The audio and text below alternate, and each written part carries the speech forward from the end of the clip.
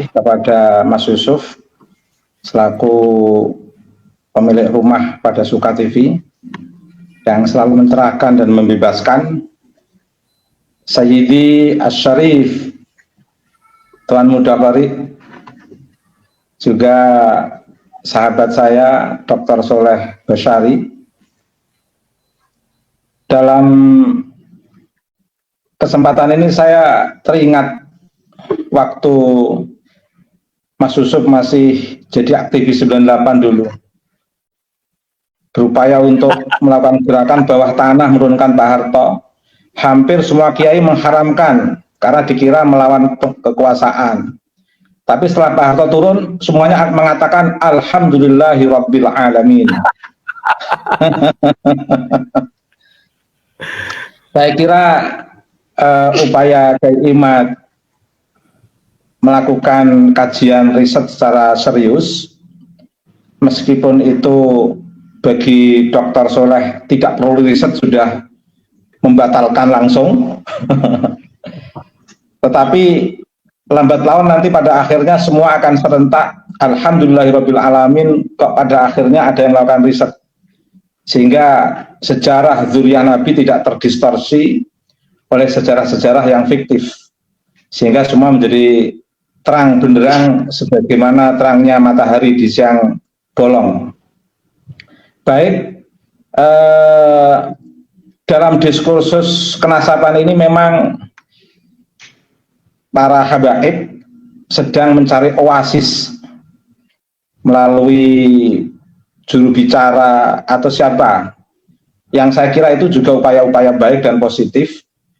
Namanya upaya mencari oasis, siapa tahu mendapatkan oasis di tengah padang gurun yang betul-betul panas, suasana penuh kehausan. Siapa tahu ada oasis yang bisa menyelamatkan kisah-kisah fiktif yang selama ini muncul dari kritik-kritik ya Tuan Muda Qari, bahkan secara akademik Dr. Soleh Basyari bahkan menegaskan tidak perlu riset ini, wong itu sudah jelas mengatakan begitu. Oke, Ubedillah. Terkait dengan sedikit saya interupsi ya. Coba bisa dengan kata-kata fiktif itu bisa diperhalus itu ya. Mungkin bisa terverifikasi atau apa gitu ya. Kelihatannya kok kurang nyaman telinga saya. Oke, makasih Mas Yusuf. Makasih Mas Yusuf. Oke, secara masuk kepada TikTok yang menampilkan Profesor Dr. Quraish Shihab, sebenarnya itu sudah 2 tahun sebelum riset kajian nasab, Mas. Setelah saya mencoba meneliti itu, dan itu langsung dialog antara Najwa Shihab dan ayahanda beliau, Profesor Dr. Quraish Shihab. Tetapi meskipun demikian, saya kira masih tetap relevan, karena apa yang dinyatakan oleh Quraish Shihab itu bisa menjadi oasis para habaib untuk menjawab riset Kiai Imad dan beberapa pernyataan-pernyataan Tuan Said Qori yang begitu.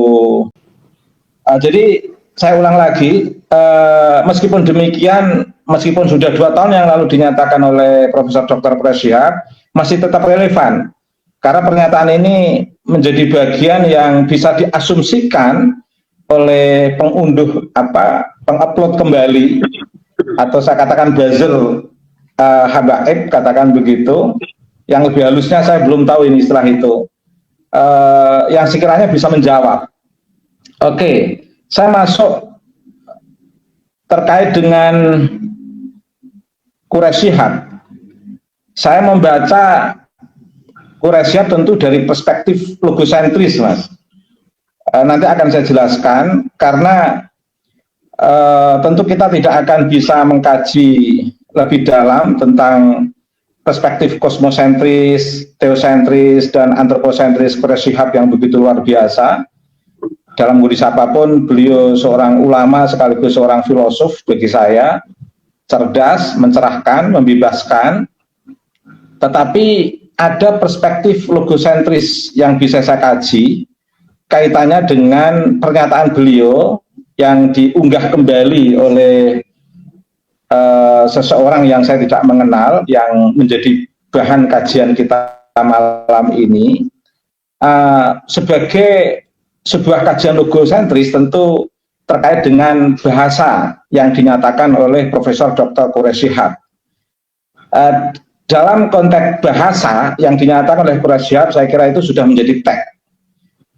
Ketika bahasa yang dinyatakan oleh Quraish Shihab itu sudah menjadi teks, maka di sini Quraish Shihab bisa berposisi sebagai subjek atau fa'il sekaligus sebagai objek atau maf'ul. Sebagai subjek maupun objek, Quraish Shihab, Profesor Dr. Quraish Shihab itu tidak terlepas dari culture yang membentuk, Mas, yang membentuk beliau sejak kecil dari keluarga terkait dengan penanaman nilai-nilai keutamaan, atau dalam istilah bahasa Inggrisnya itu yang disebut dengan penanaman core value, nilai dasar yang membentuk karakter dan perspektif seseorang yang nggak akan bisa berubah, karena penanaman itu sudah ditanam sejak dini oleh orang tua. Nah, dalam penanaman nilai keutamaan atau core value, nilai dasar ini ada dua sisi normatif dan sisi historis. Sisi normatif tentu yang membentuk Profesor Quraish Shihab seperti sekarang ini, menjadi sosok yang ahli ibadah, menjadi sosok yang mencintai ilmu, itu saya kira tidak terlepas dari penanaman-penanaman yang bersifat normatif dari kedua orang tua beliau dan lingkungan yang membentuk beliau. Tetapi di sana ada sisi historis yang membentuk keberagaman Quraish Shihab. Sisi historis inilah yang di situ ada beberapa bimbingan, didikan orang tua dan lingkungan yang diulang-ulang terus oleh lingkungannya, oleh lingkungan Profesor Quraish Shihab maksud saya, yang secara langsung membentuk perspektif Quraish Shihab, sehingga sisi historis itu bisa seolah-olah menjadi sesuatu yang normatif, padahal itu sifatnya historis, artinya masih bisa diteliti, masih bisa dalam bahasanya Tuan Muda Qorik, masih bisa dirungkat perspektif itu. Dalam konteks keilmuan ini, Mas, keilmuan apapun yang bersifat historis itu masih bisa dirungkat, karena namanya saja historis. Sesuatu yang historis itu masih membuka peluang untuk adanya suatu proses perubahan. Nah, ini yang membentuk core value atau prinsip dasar yang membentuk Quraish Shihab, Profesor Quraish Shihab. Nah, dalam perkembangan beliau sebagai seorang ilmuwan, beliau mempunyai latar belakang keahlian yang selama ini kita kenal bersama sebagai seorang mufassir, sebagai seorang yang berlatar belakang akademik dalam bidang tafsir yang mumpuni, yang saya sendiri dalam beberapa kajian tafsir mengutip beliau dalam konteks keilmuan, latar belakang keilmuan yang menjadi basis akademik beliau ini tidak dipungkiri oleh banyak pihak. Tetapi di sini Quraish Shihab menghadapi sebuah fenomena sebenarnya, Mas. Fenomena di mana 2 tahun yang lalu sebelum munculnya riset Kiai Imad, itu muncul sosok habaib-habaib yang kontrarisalah, istilah saya yang paling halus, dengan berbagai perilaku, dengan berbagai pernyataan, dengan berbagai aktivitas mereka yang tanpa kontrol oleh lingkungan, karena lingkungan masyarakat sedikit khawatir kalau kualat dan lain sebagainya, karena di sana ada status sebagai cucu Nabi, dan itu betul-betul mudah kita temukan. Sebagai contoh, karena ini sudah menjadi publik, seperti fenomena munculnya Habib Rizik, fenomena munculnya Habib Bahar, fenomena munculnya Habib Hanif dan beberapa Habib-Habib yang lain, terkait dengan beberapa pernyataan. Bahkan adik beliau, Alwi Shihab, seorang ilmuwan juga yang sangat disegani dan mumpuni, juga sempat membuat pernyataan mengingatkan dengan penuh kekhawatiran munculnya fenomena HBF yang seperti itu akan memunculkan antitesa respon dari masyarakat yang tidak baik, yang ternyata sekarang ini telah tidak bisa dibendung itu. Dan Quraish Shihab pada 2 tahun yang lalu itu sebenarnya sekaligus ingin mengingatkan para HBF yang tanpa kontrol keilmuan, tanpa kontrol nalar, tanpa kontrol moral, yang lebih mengedepankan kehendak kuasa dalam relasinya dengan sistem kekuasaan di negara kita, maupun kuasa dalam konteks ingin membentuk sesuatu kekuatan klan yang seolah-olah bisa mengendalikan negara dan seluruh organisasi yang ada di Indonesia ini. Bahkan organisasi terbesar di Indonesia yang saya cintai, yaitu Nahdlatul Ulama sendiri, tidak lepas dari kritik-kritik para HBF itu.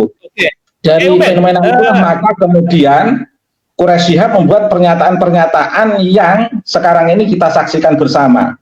Itu tidak terlepas dari latar belakang itu sebenarnya, Mas. Tetapi bisa melanjutkan sebentar? Ya, sebentar ya. Singkat padat. Inti dari kepersoalan bagaimana Anda melihatnya? Oke. Sekarang itu sebenarnya fenomena yang kita lihat itu seperti itu, Mas. Fenomena video yang kita saksikan itu sebenarnya duduk persoalannya di situ. Lah, terkait dengan nasab, sebenarnya kapasitas Quraish Shihab sudah dijawab oleh posisi Mbak Nana yang telah melakukan tes DNA, sehingga pernyataan terkait dengan kenasaban dari fenomena Mbak Nana itu sekaligus sebagai suatu realitas yang mengkondisikan teks yang bernama Profesor Quraish Shihab itu sebagai sebuah realitas yang sebenarnya tidak memiliki relevansi antara kehadiran Profesor Quraish Shihab dengan kenasaban yang selama ini sedang dipertahankan oleh zuriyah dari klan Bani Ba'alwi. Jadi itu aja, Mas. Terima kasih.